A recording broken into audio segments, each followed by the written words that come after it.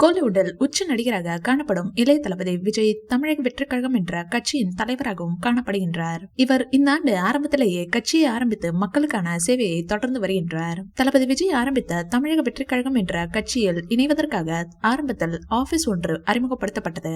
இதைத் தொடர்ந்து தளபதி விஜயின் ரசிகர்களில் கோடிக்கணக்கானோர் கட்சியின் உறுப்பினராக இணைந்தார்கள்.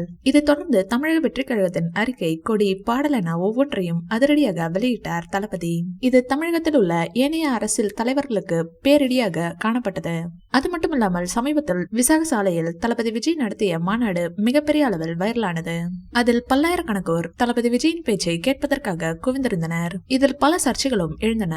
ஆனால் அதில் தளபதி விஜய் கொடுத்த வாக்குறுதி எல்லாம் மக்களை நிகழ்ச்சிக்கு உள்ளாக்கியிருந்தன.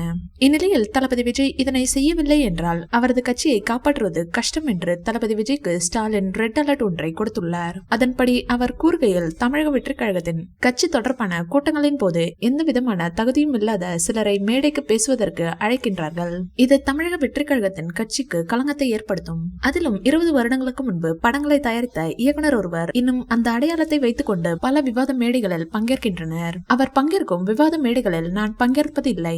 அதற்கு காரணம், முட்டாள்களோடு கதைப்பதற்கு நான் தயாராக இல்லை.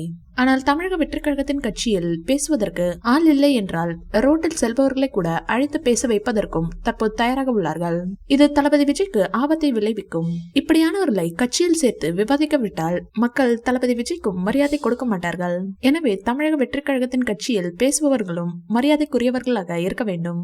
இல்லை என்றால் தளபதி விஜயின் கட்சியை காப்பாற்றுவது கஷ்டம் என்று ஸ்டாலின் தனது பேட்டியில் தெரிவித்துள்ளார். இந்த வீடியோ பிடிச்சிருந்தா லைக் பண்ணுங்க, ஷேர் பண்ணுங்க.